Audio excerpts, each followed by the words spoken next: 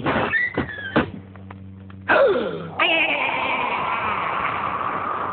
என்ன கதவை திறந்தா ஒரே வெட்ட வழியா இருக்கு.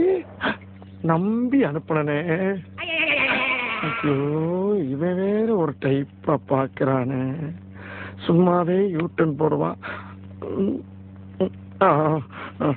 நல்ல வேலை, நம்ம ஒரு பெரிய அதிகாரிங்கனால ஆப்பாயிட்டான்.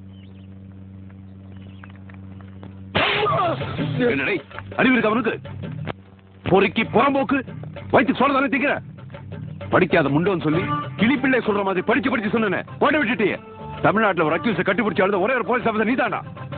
இதுல தப்பா என்ன இங்கிலீஷ் வேற சொல்றா. என்ன நம்ம பேசுறா ஏதாவது பேசுறா. என்னடா அப்படி முறைக்கிற?